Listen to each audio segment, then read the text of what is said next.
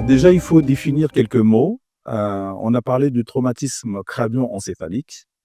Les traumatismes crânio-encéphaliques sont des potentielles lésions qui peuvent être du crâne ou du cerveau liées à la survenue d'un accident qui peut se dérouler à domicile ou en dehors du domicile. Donc, souvent, les accidents de la voie publique.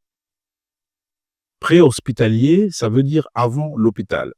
Et lorsqu'on parle de la prise en charge préhospitalière, c'est l'ensemble des actions médicales et paramédicales qui se font chez un accidenté avant son admission à l'hôpital, c'est-à-dire du lieu de l'accident jusqu'à son arrivée à l'hôpital. Lorsque je parle de médical et paramédical, c'est l'ensemble des actions liées à la compétence d'un médecin ou d'un infirmier. Et l'objectif est triple dans la prise en charge préhospitalière. Premièrement, c'est pour éviter les agressions secondaires systémiques qui peuvent survenir chez le malade, c'est-à-dire toutes les choses qui vont se passer dans le sang et qui peuvent aggraver son problème cérébral. L'exemple, une anoxie, ça veut dire que l'oxygène est très peu dans le sang, ou alors une glycémie qui peut être élevée ou bien diminuée. Deuxièmement, c'est maîtriser les fonctions vitales, les fonctions sans lesquelles quelqu'un ne peut pas vivre, c'est-à-dire le problème respiratoire ou le problème de tension artérielle qui peut être réglé sur place avant que de déplacer le malade. Troisièmement, c'est s'assurer que le malade arrive à l'hôpital dans les bonnes conditions.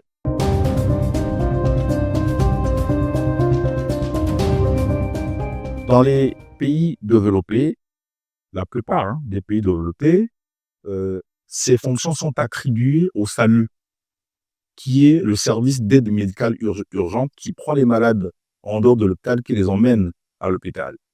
Dans les pays subsahariens, comme chez le nôtre, ces choses-là ne sont pas codifiées et la plupart du temps, on le fait avec l'aide des témoins qui assistent à l'accident et qui vont prendre le malade et vont l'emmener à l'hôpital. Il faut déjà dire que le droit dit que tout témoin d'un accident a le devoir moral et légal d'apporter assistance à quelqu'un qui est en danger. Donc, tout témoin peut assister quelqu'un qui est en danger. C'est premièrement.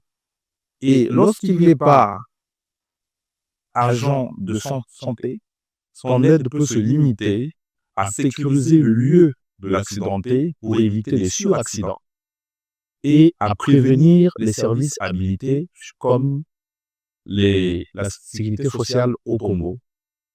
Le numéro est connu de tous. La sécurité civile a le numéro 118. On peut les appeler à tout moment.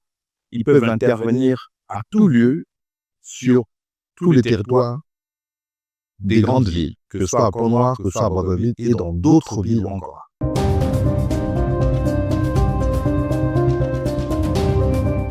Les accidentés, parlons beaucoup plus de santé de la route. Et c'est vrai, ils peuvent être graves ou pas, mais la manière de les prendre en charge, la manière de les porter secours peut être encore plus fatale à son état. C'est pourquoi l'on recommande d'appeler les spécialistes du domaine. Ça peut être le SAMU, ça peut être les pompiers, qui savent comment faire le positionnement du malade, le transport du malade et éviter les suraccidents avant de l'emmener à l'hôpital. Le faire, il faut le faire bien. C'est pourquoi on apprend à le faire. C'est le geste de secours. Le faire mal peut entraîner encore d'autres lésions plus graves chez le malade et l'emporter à la mort.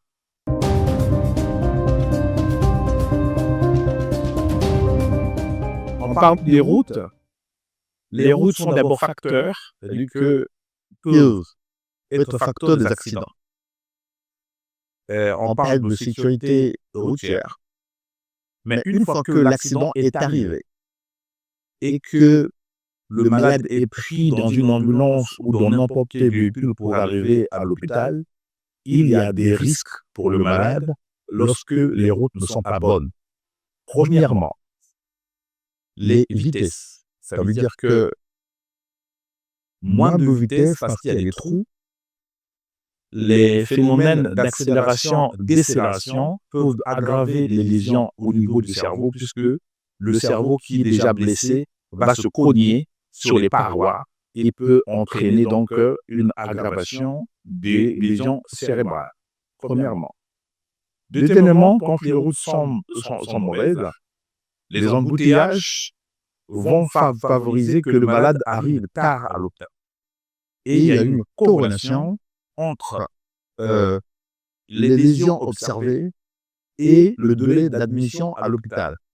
Plus on est admis tard à l'hôpital après un accident, plus on a des chances d'être plus grave.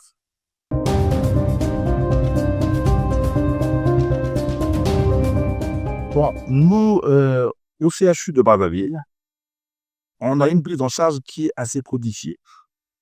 Codifié, ça veut dire qu'on a écrit des protocoles, on les a affichés. La prise en charge d'un patient victime de trauma crânio-encéphalique commence par l'accueil. Dès qu'il est accueilli, l'infirmier qui prend les informations constate que c'est un accidenté de la route ou un accidenté qui a fait un accident à domicile mais qui peut être grave. Le malade est emmené directement chez le médecin qui fait un premier examen rapide que nous abrégeons ABCD. Donc, A et B, c'est la respiration. En anglais, c'est airway et breathing. C'est les voies respiratoires, puis la ventilation. On regarde est-ce que les voies aériennes sont libérées. Et cette personne respire bien. Une fois que c'est fait, c'est bon, on passe à C, qui est la circulation. On verra la tension artérielle du patient. On recherchera des signes d'hémorragie, que ce soit interne ou externe. Après, on passe à D, qui est désabilité. C'est l'examen neurologique pour voir est-ce qu'il y a un problème neurologique chez le patient. Est-ce qu'il est conscient, il est inconscient, est-ce qu'il y a une paralysie et autres. Et enfin, on fera E, qui veut dire le reste de l'examen en retournant le malade, en faisant un examen complet chez le malade. Une fois qu'on a fait ces premiers examens, A, B, C, D, E, on peut donc établir que le malade soit grave ou moins grave. Et en ce moment-là, on va décider, premièrement, de stabiliser les fonctions vitales quand elles sont altérées. Une fois qu'on a passé cette étape, la troisième étape serait donc de faire une exploration. Exploration qui peut être radiologique, qui peut être scanographique. C'est après l'exploration qu'on décide soit d'opérer le patient s'il y a une indication chirurgicale ou de le transférer dans un service de chirurgie qui est, en l'occurrence, le service de neurochirurgie CHU. Lorsque le malade est très grave, il est envoyé au service de réanimation. Tout cela se passe aux urgences dans la première heure suivant l'accident.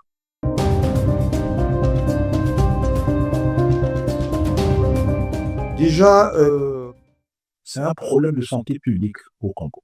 Les accidents de la voie publique qui entraînent des décès chaque année et qui est responsable des handicaps chez le jeune adulte. L'appel, je le ferai à plusieurs entités. D'abord à la population. La population doit être formée au secourisme, car secourir est un devoir moral. Deuxièmement, je lancerai l'appel donc aux autorités politiques qui doivent